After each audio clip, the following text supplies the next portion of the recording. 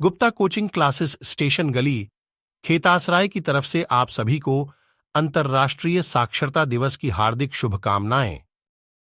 विकसित राष्ट्र की यही कल्पना, विकसित राष्ट्र की यही कल्पना शिक्षित पूरे देश को है करना। तो गुप्ता कोचिंग क्लासेस की तरफ से आप सभी को अंतर्राष्ट्रीय साक्षरता दिवस की हार्दिक शुभकामनाएं। जय हिंद, वंदे मातरम। दोस्तों, welcome to my channel Gupta coaching classes station गली खेतासराय। गुप्ता कोचिंग क्लासेस के लर्निंग प्लेटफॉर्म पर आप सभी का हार्दिक स्वागत एवं अभिनंदन है। आज हम पढ़ेंगे क्लास 8 की मैथ में एक टॉपिक है घनमूल का, घन एवं घनमूल यानी क्यूब एंड क्यूब रूट। तो क्यूब रूट कैसे निकालेंगे, हमने इसके पहले वीडियो में मैंने बताया कि घनमूल कैसे निकाला जाता है, लेकिन हम आज आपको बताएंगे कि दशमलव संख्याओं का यानी डेसिमल नंबर्स का हम क्यूब रूट कैसे निकालते हैं, दशमलव संख्याओं का घनमूल हम कैसे निकालते हैं। तो इसके लिए पहले हम थोड़ा सा आपको बताएंगे कि अगर आपको वर्गमूल निकालना आता होगा, दशमलव संख्याओं का वर्गमूल निकालना, तो आप दशमलव संख्याओं का घनमूल भी निकाल सकते हैं आसानी से। तो अगर आप देखिए, मैं आपको पहले एक छोटा सा एग्जांपल देके समझाता हूँ कि अगर जैसे मान लीजिए क्वेश्चन दिया हुआ 6.25 का वर्गमूल, क्लास 7 में है वर्ग एवं वर्गमूल और क्लास 8 में घन एवं घनमूल है। तो क्लास 7 में अगर आपने पढ़ा होगा तो उसमें देखा होगा कि आपने दशमलव संख्याओं का वर्गमूल कैसे निकाले हैं। अगर आपको याद होगा तो ठीक है, नहीं याद है तो हम आपको फिर से आपको याद दिला दे रहे हैं। इसके लिए आप क्या करते हैं, सबसे पहले क्या करते हैं कि आप दी गई संख्या का जो नंबर वाली जो दशमलव की संख्या दी गई होगी उसको हमें पहले कन्वर्ट करना होगा भिन्न में, किसमें, फ्रैक्शन में कन्वर्ट करना होगा। तो कैसे फ्रैक्शन में कन्वर्ट किया जाता है, जो नंबर दिया गया हो पॉइंट का, जैसे 6.25 दिया गया है, तो हम क्या करेंगे, सबसे पहले ये देखेंगे कि जहाँ पर पॉइंट लगा होता है उस पॉइंट के नीचे 1 लिखते हैं। क्या करते हैं, पॉइंट के नीचे 1 लिखते हैं और उसके बाद जितनी संख्याएं होती हैं उतनी बार 0 लगा देते हैं। तो ये पॉइंट की वैल्यू खत्म हो जाती है, यानी पॉइंट वहाँ से गायब हो जाता है। ये जादू की तरह से कैसे होता है ये, बस मैं यही करना है आपको कि पॉइंट के नीचे 1 लगाना है, पॉइंट के बाद जितने नंबर्स दिए गए उतनी बार 0 लिखना है, पॉइंट ऑटोमेटिक वहाँ से गायब हो जाएगा। अब हमें क्या करना है, यानी ये इक्वल है इसके, यानी 6.25 को हम लिख सकते हैं 625/100। अब हमको इसका निकालना है वर्गमूल, मीन्स स्क्वायर रूट निकालना है।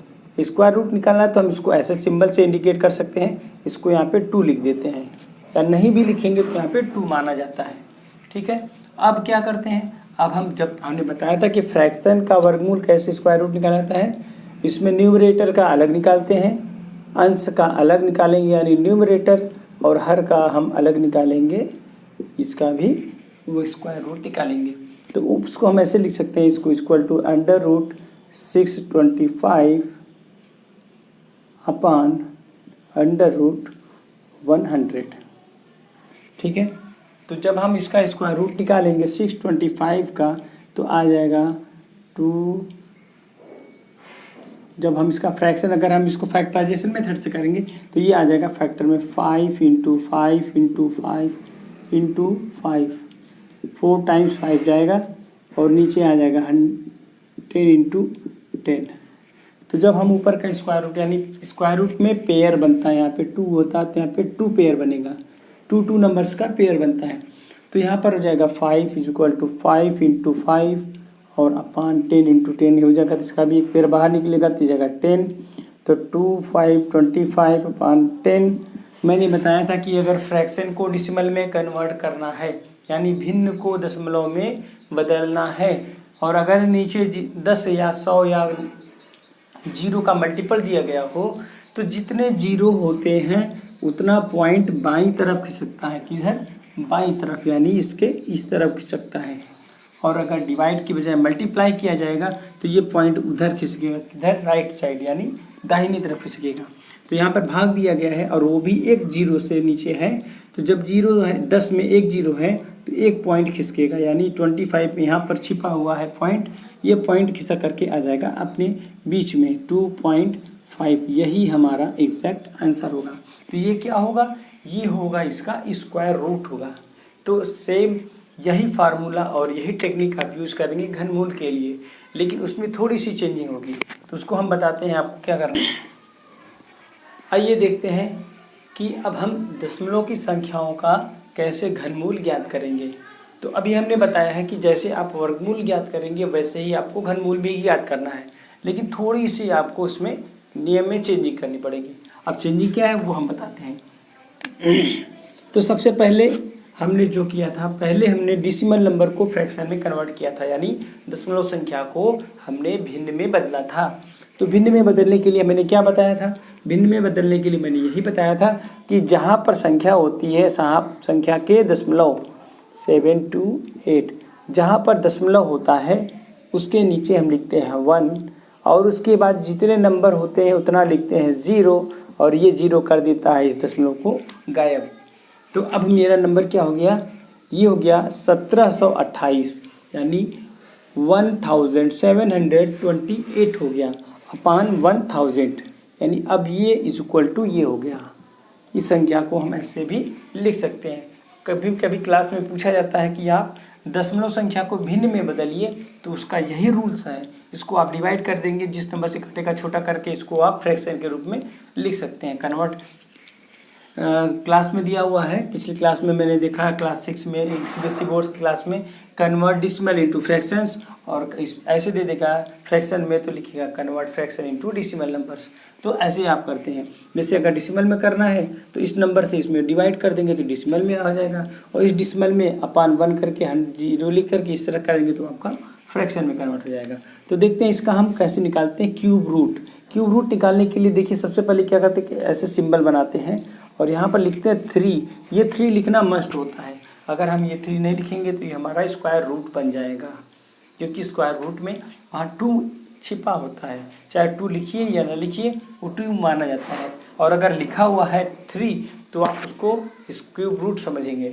तो 3 का रूल्स क्या होता है कि सारी प्रक्रियाएं, जैसे इसके पहले मैंने सारा बताया था प्रोसीजर जो था उसको सेम वही करेंगे। इसमें करेंगे क्या, इसका फैक्टराइजेशन करेंगे।